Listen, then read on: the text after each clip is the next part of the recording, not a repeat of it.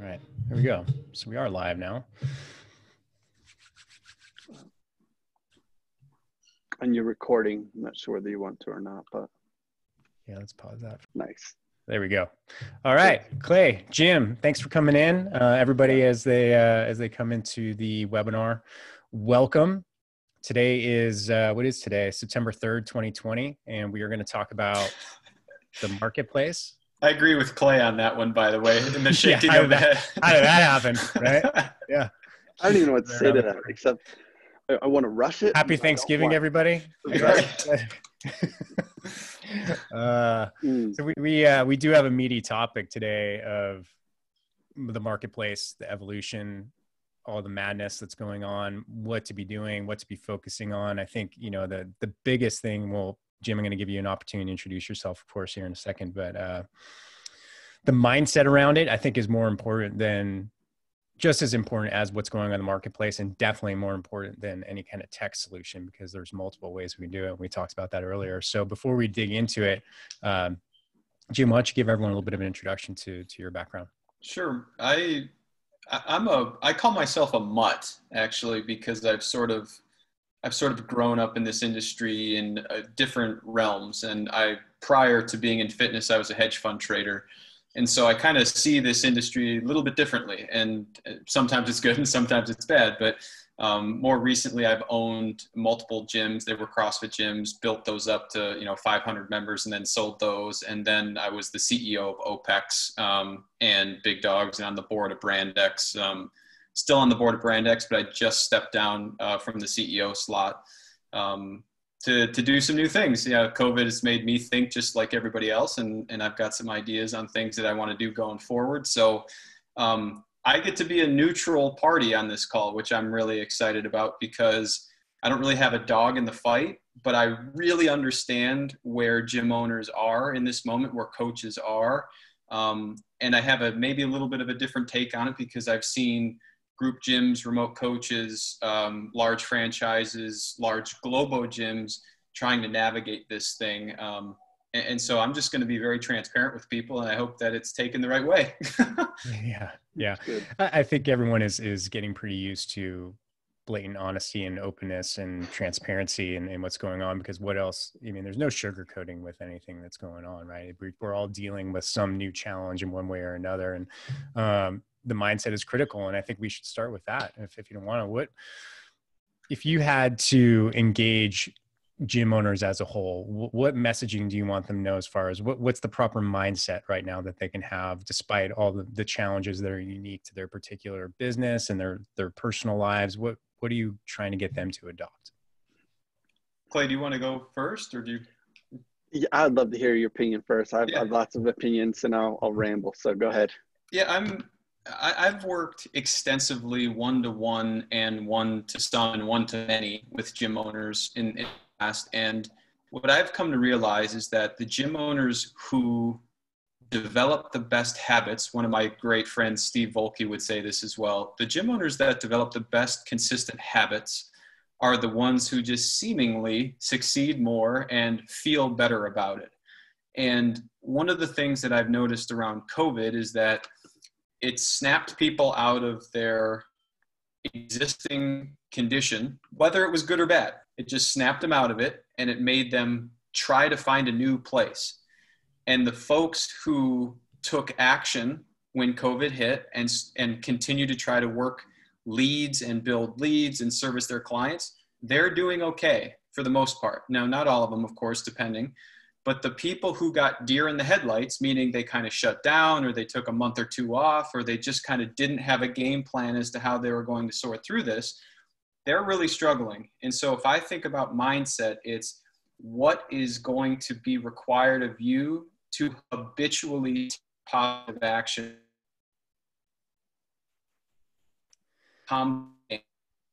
Now, humans are complex, but the business that we're in is not. It's acquire clients and service them really well so that they get ongoing results. Results are the combination of physical and mental results and fun in a community-based way. It's not more complex than that. So it's going to be what you need to habitually do. And I want people to develop the mindset of, I had better get consistent with this. And now that's going to mean some different things to different people, but I think the consistency is what matters the most when you have a game plan.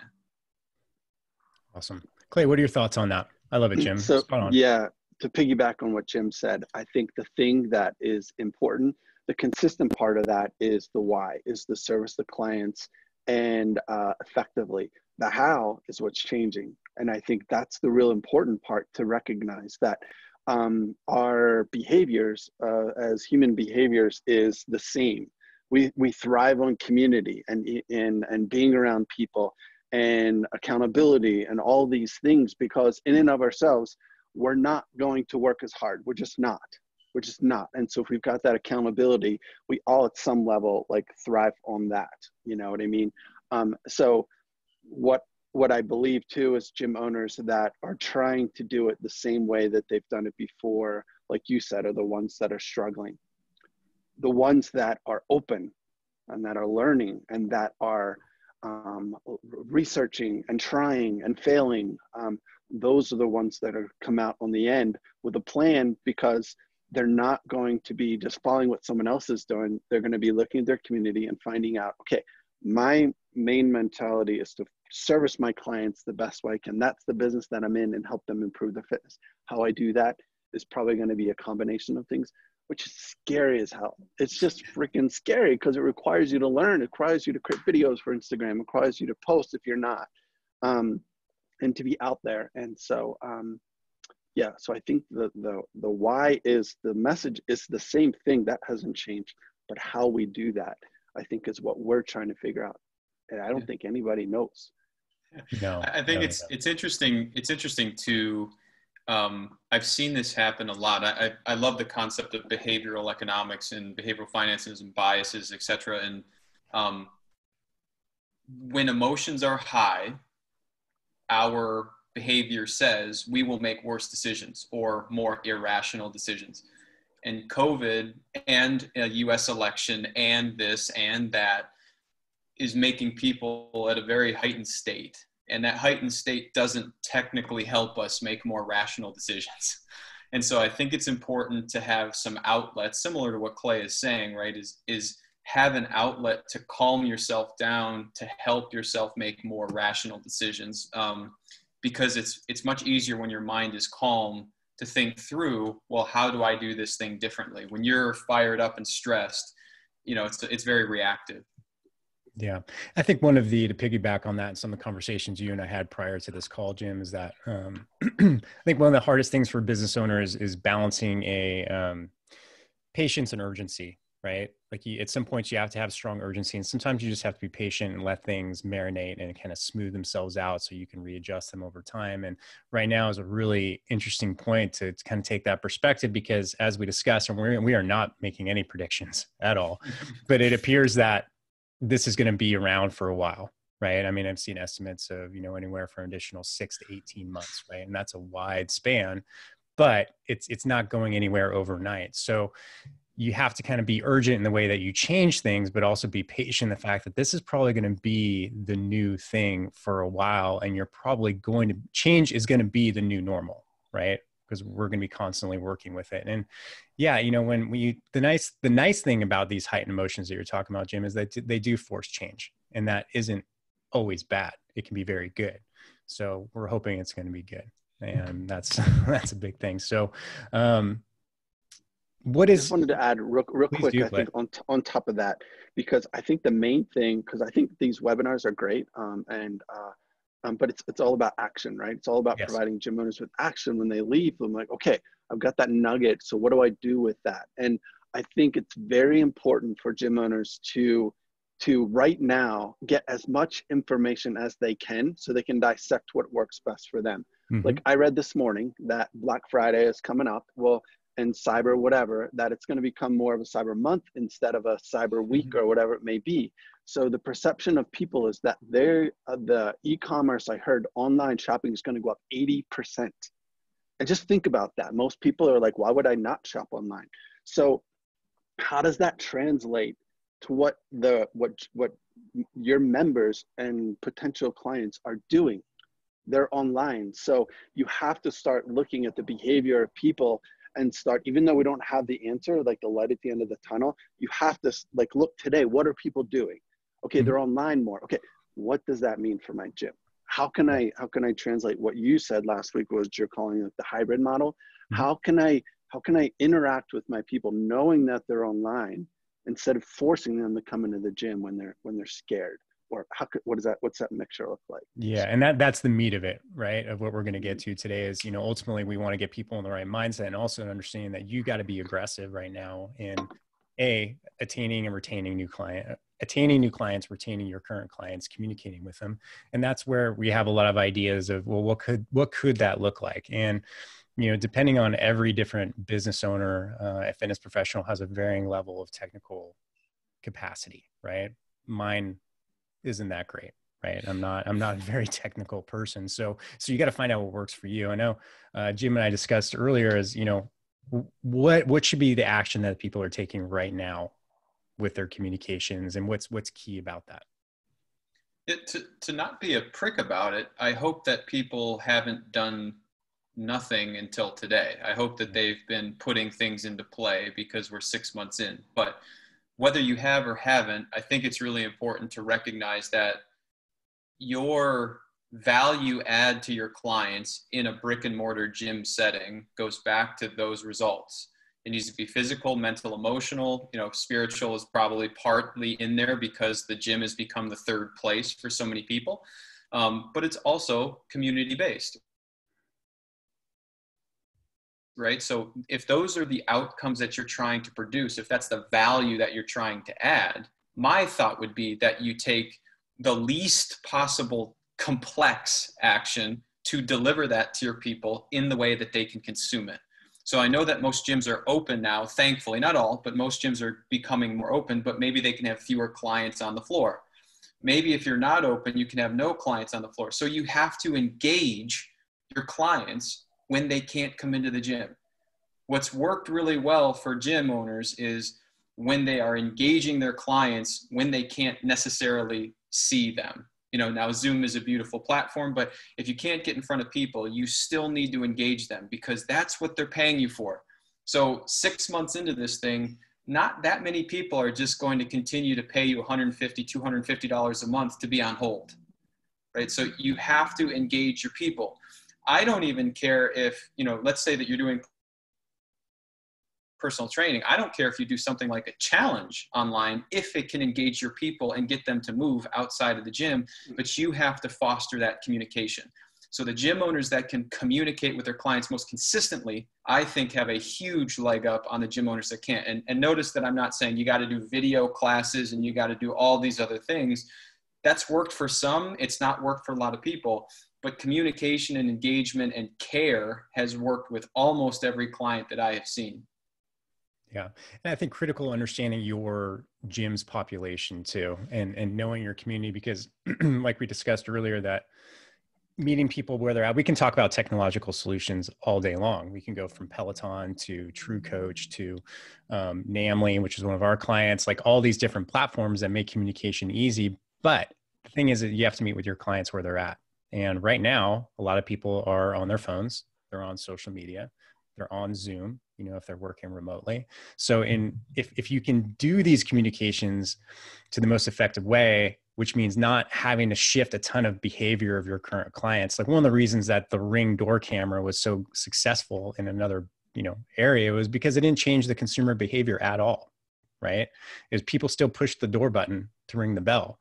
Now, there's a lot of different things that try to do the same thing, but they changed the consumer behavior too much, and therefore they failed. And I think that's a critical thing to think about, is like, okay, well, what technology are your people already using? And not trying to shove another thing down their throat, because right now people are tech heavy in their lives, right? And that's something to understand. And part of that communication with your clients could be as simple as like, just having a massive whiteboard with everybody's name on it, as Jim and I discussed earlier.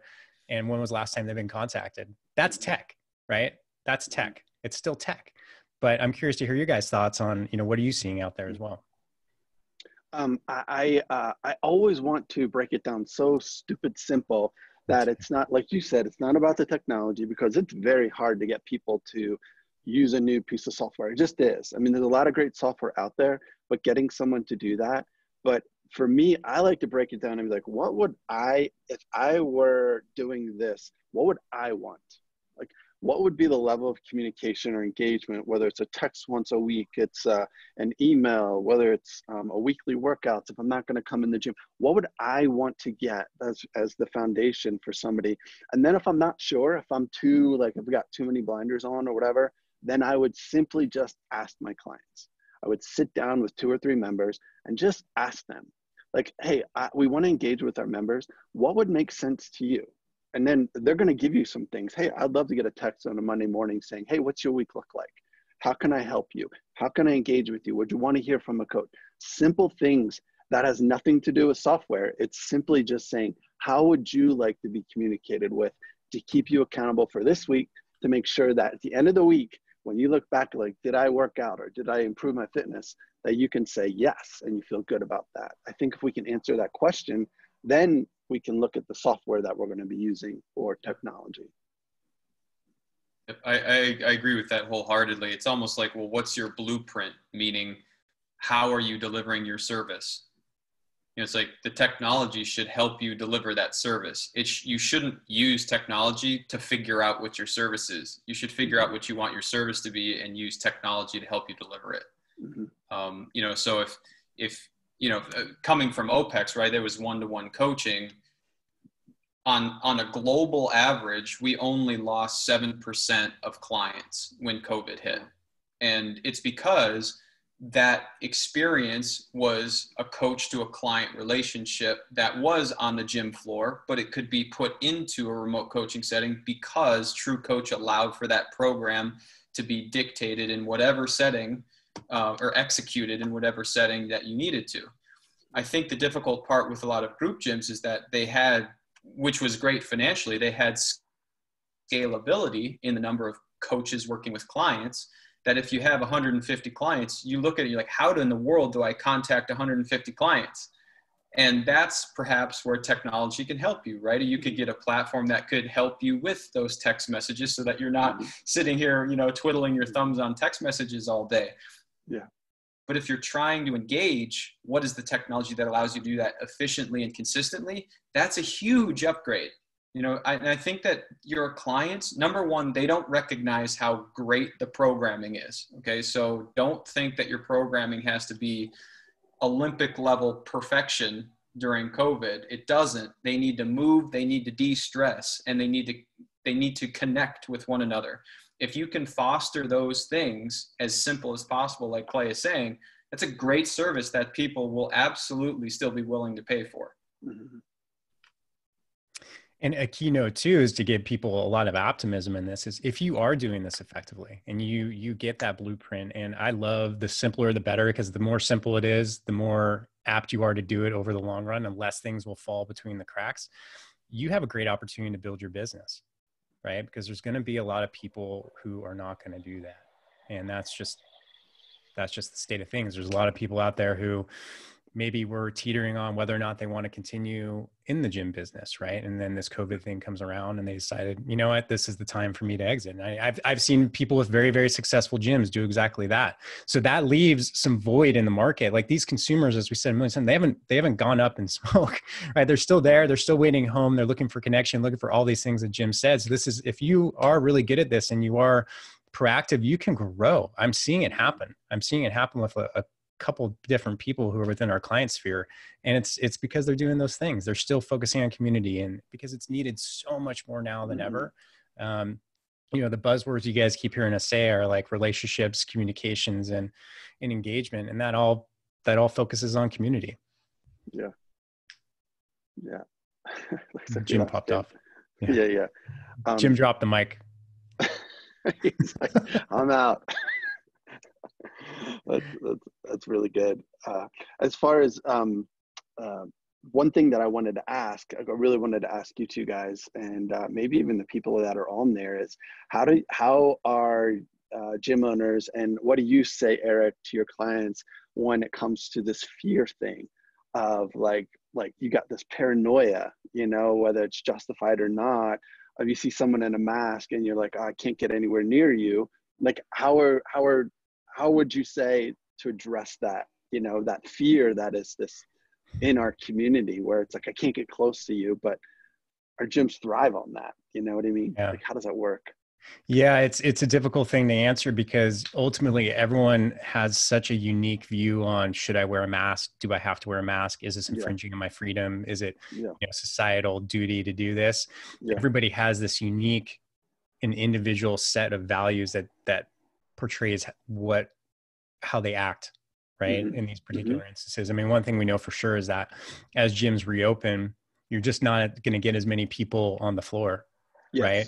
So, how do you continue? And once again, like we don't come here with all the answers. We're trying to come here with getting people asking the right questions. Okay. So we have less people on the floor, less energy, people aren't touching.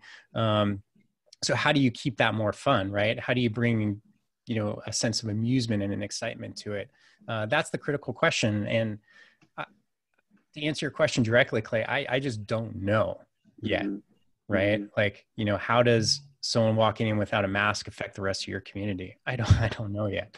I think you have to just be really clear, once again, the communications and individually, right? And that's a key point, is that everyone has an individual viewpoint on what should be done to keep people feeling and actually healthy, feeling safe and actually healthy, and communicating with people one-on-one of understanding, hey, where are you coming from on this? Right. And knowing that also you're not going to please everybody. Yeah. So it's Jim, the question that I asked Eric and the other gym owners, even if you want to respond in chat, is how do you address the fear that's within people, like just about getting together and with your members, and then also with leads that are coming in the door? How would you address that? And Eric didn't have a clue, so so you need to come up with an answer. What I have seen work well, and it makes principled sense to me why it should work. Let me start with your existing client base. You need to set the tone for what the gym environment is going to be like. And if you set it around a very fearful environment, then people will be more akin to be afraid. Now, I'm not naive. A lot of people will have a sense of fear, even if you project the cleanest gym in the world and confidence and the opposite of fear. There will still be some folks that are worried. For those people, I would definitely have conversations to make sure that you are hearing them very empathetically. But if they don't feel comfortable, it's okay if they want to stay at home, and you can work with them at home until they feel comfortable. I don't think that you can do a lot more than that, so there will be some folks who simply don't want to come in, and that's their prerogative. I think you need to have the environment feeling set up and clearly communicated to your people. And then you need to work one-to-one with the folks that aren't quite there yet. With leads, I'm more of the mindset of going after people who are comfortable. So now if you've got a digital onboarding way, okay, you might be able to change that, but I like being very, very laser focused with who I'm going after. So I'm going after people who aren't worried about coming into a gym. And I would make that apparent in the images that I put online. I would make it apparent in the copy. I would make it apparent on a sales call. I would have people come in person to a sales consultation so that they can see what it looks like, and I can ask them point blank if they do feel comfortable. But I'm a big believer in setting expectations. And then I should say, and you mentioned this a little bit earlier, you need to hear your members, right? So you don't want to say and set up an expectation that is 180 degrees different than your entire client base. But you do need to set up the environment to feel safe and connected and call it unfearful. And if you do that, you can't make everybody happy, but I think you'll make the most number of people happy. Yeah. And it's going back to too, I think, Clay, in our original one of these webinars that we did, 6-8 weeks ago, we talked about ways to really portray that cleanliness. And one of my favorite, to get tactical was having, if you have someone who's a medical professional within your community, is get them to do a walkthrough with you, have them show you where all the points are, have them, if they're comfortable with it, even verify that, hey, they've done everything they can And that goes a long way too, is, getting that expert authority coming in and saying, hey, we're good to go. These guys have done everything they can. Right. That's a really powerful way to do things, as well as getting the outside, because at the end of the day, you're a fitness professional and gym owner. You're not an epidemiologist or whatever it is that people are looking for, and they're experts now, right? CDC, that's not your role. Your role is to do the best you can, look to outside experts and get them to come in and verify that you've done all of it. Brilliant. That idea, I think, was so spot on. I had never thought about that before. Obviously, I don't have many great ideas, but the whole doctor thing, it just, if you can get some validation, like that social trust that, hey, I'd work out in this gym. You know what I mean? I think that'd be great. So even if you have to bribe them and pay them, I'm just kidding. I think that's good. I did want to ask, and I know we need to go, that. but yeah. I wanted to say one thing really quick, and I know probably need to go. The whole mental aspect, where people are, their mental health, I think, is almost more important than their physical health. And I just wanted to throw out the idea of if knowing that that's so prevalent in your members' mind, that they're stressed and that life is heavy and that they have a lot going on, a lot of unknowns.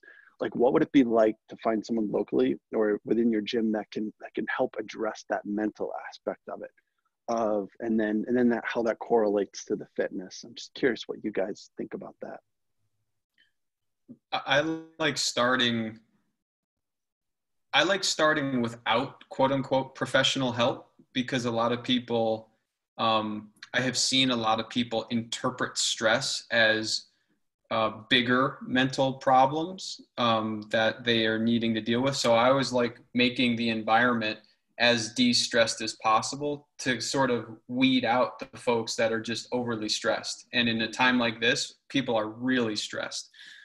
So if I can provide them with that type of an environment, a lot of initial issues go away. But on the backside of it, when I owned my gyms, I always had a resource that people could call or show up to have a conversation with. Those folks generally had some bigger items that I knew it wasn't my lane to try to deal with those types of difficulties. Yeah, it's a tough one, because it is heavy for a lot of people. I mean, I felt it personally, to be quite honest. Like, I'm used to working from home, right? But there's just there's this air about it of everyone you talk to seems to have a heaviness to it. And a lot of people who may be getting out and traveling right around the summer and not getting that outlet or getting away from their jobs, everything just seems to be coming in on them. And it's a real thing. And I agree. I mean, you always want to stay away from the professional help and leave that to the therapists and the people that are well qualified to even address or approach it, really. But I think what we can do is foster, just remind people that they're part of a community and they're not alone. And just a simple reach out over text messages and phone call can change someone's life, to be honest with you. And you don't have to be an expert to do that. Yeah. Sometimes just listening to folks too is just so beneficial, especially with, parents who have kids are in just a completely different environment than they were 6 months ago. I've seen that be so stressful on people that if you can just take them out of that mental environment for 5 or 10 minutes, that can have a profound impact on them. Yeah. Awesome, you guys. Well, I know we're running up on time. I don't see any questions coming in yet, but if you guys do have questions, you know where to get a hold of us. We have all of our email addresses out there, and Clay's really easy to access as well. So, any final thoughts for you guys, Clay, Jim? One of the big pieces, if we talk technology, about what we were going to dig down the rabbit hole. I mentioned this to Eric prior to the call. We do not, as gym owners, want to play the same game that Peloton's playing, because we can't play it as well. And so I have no issue if some of your clients have a Peloton bike and you want to give them some time on that. That's great. But don't try to fancy yourself as Peloton as a local gym owner, because that's a game that it simply cannot work. You're not built out in a structure that will allow you to even compete in that game. But you can compete at the local level. You can compete in the relationship level. You can compete in the, hey, I'm a client and I want to accomplish this. Oh, great. I can help you accomplish that. And those are really important things. So make sure that you're very clear on the outcomes that you set up for what your service can yield, and then deliver those outcomes as effectively as you can.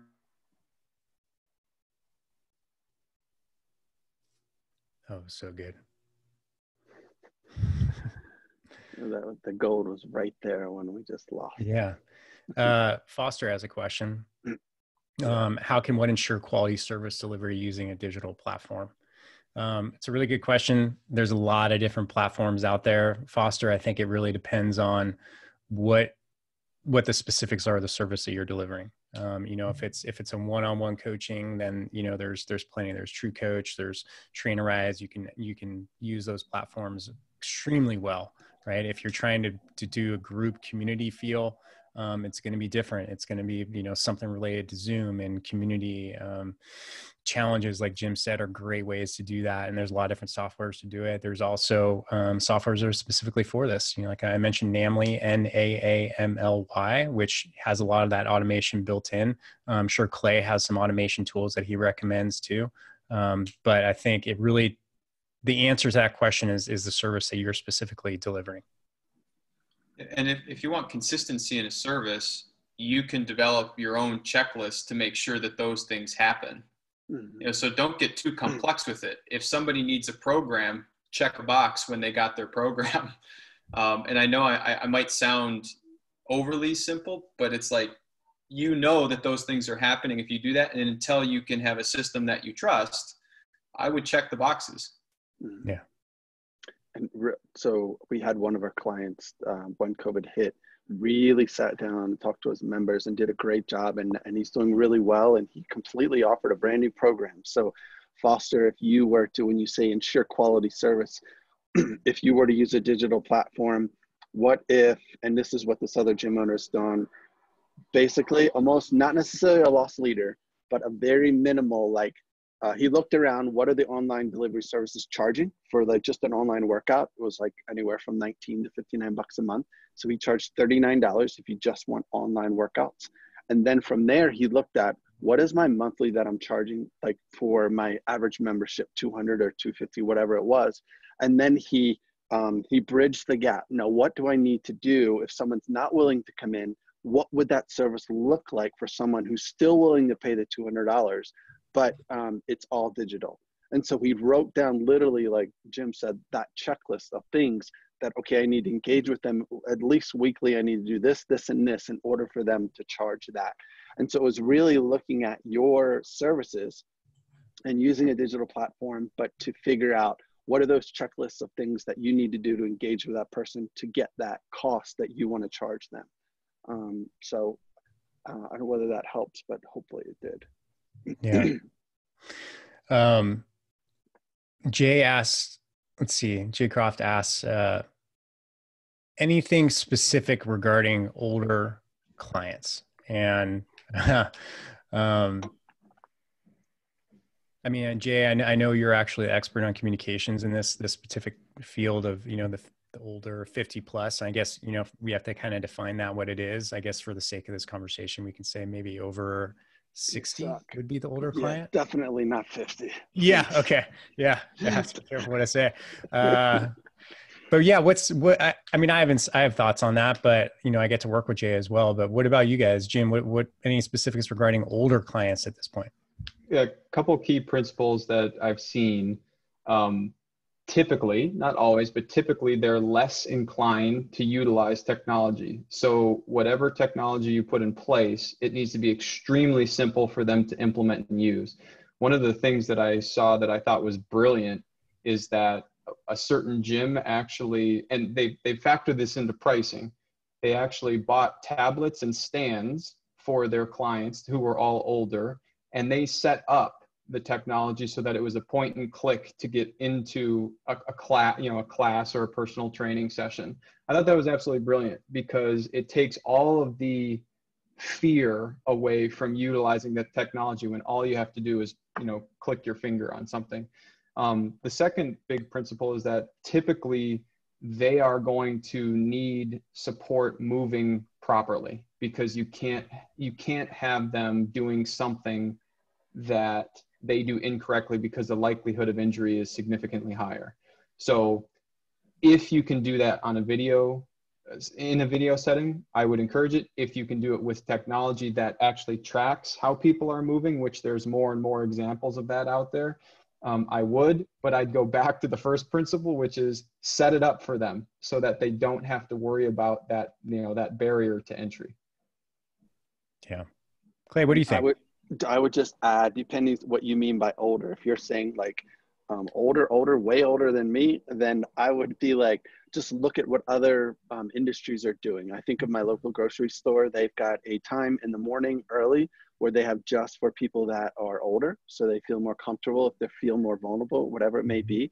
So what would that look like for a gym? Maybe offering a specific class, maybe once or 3 times a week, that's just for that, but it's a smaller class that you limit it, and maybe you kind of do something like that. So that would be my only thought on that, is asking them, and then again asking what are they looking for, what are their needs, how can you come alongside them.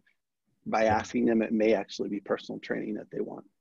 Yeah, it's a tough time for older. I mean, we can once again, big difference between 50 to 60, 60 to 70, 70 to, and older. Sure. I mean, I recently read a report, that the median age of COVID related deaths is 81. So you can understand, my mom, from a personal standpoint, is currently in an assisted living center. She's 82. Her life is not what she thought it would be at 82 at this point. Right. And what does she need? She needs constant contact. She needs people checking in with her, asking her how things are going. The things that are making her happy are, a sense of community within the assisted living, having fun, right?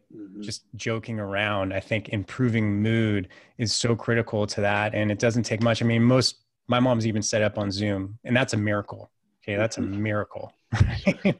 She's set up on Zoom. So, once again, there's a lot to that, but I really think it doesn't change a ton between being communication, working those relationships, making sure they feel heard and understood, and that you're working to help them to be an asset in their life at this point. Because right now, if anything I could say at the end of this is that, technology aside, this is a huge opportunity for the fitness professional to become an even more intricate part in people's lives, and really raising the amount of value that you bring to somebody, because not too many other industries have this type of access to people on a day-to-day basis besides the fitness professional. So I would look at it that way. Cool. You guys, right before we head out, just want to let you know next week's topic. So please tell everybody, join us. It's going to be aptly named Exploiting Chaos, right? How do we take all of this madness and actually come through and thrive on the other side? And, Winston Churchill, Rahm Emanuel, one of the favorite quotes we've been hearing a lot of is never let a good crisis go to waste. So how do we get into that mindset, being respectful of everything that's going on, yet really setting ourselves up to be successful from a business and client fulfillment standpoint towards the end? So you'll want to join that one. It's going to be a lot. It's going to be very interesting for sure. So thanks everybody. Jim, Clay, appreciate you guys coming on. It's always a pleasure talking to you guys. I really enjoy it. So good. And just take this with a grain of salt, but I mean, the elephant in the room, buddy, why are we not wearing masks? We're well closer than 6 feet apart from each other. So. No, awesome. Man, it's awesome. As far as next week, I'm super stoked about it. One thing that I quote I'll go, but like there's beauty in chaos. You just have to find it. There always is. In the middle of like a crazy hurricane or whatever, or some trouble, there's always that center, where there's this calmness and this life swirling around it. But I think about that all the time, because like my life's chaotic too, but there's beauty in it. And I think it's important for us to really search for that, because it's there for sure. So. Awesome. Jim, any final thoughts? I'll go back to my finance days for a second. For next week is, you always buy when there's blood in the street. And so I know it's a little bit more crazy type of a saying, but there is something to that, where when people are running, if you find an opportunity that makes a lot of sense, because it's such a heightened state of emotion, a lot of people will be making irrational decisions that will leave the doors open for you. So I'm saying the same thing Clay is, except much, much worse. much much less beautifully, perhaps. It's all about perspective. Awesome. All right, guys. Thank you. We'll talk. Good seeing you. Thanks, guys. All right. Good to see you too. Yeah. Bye.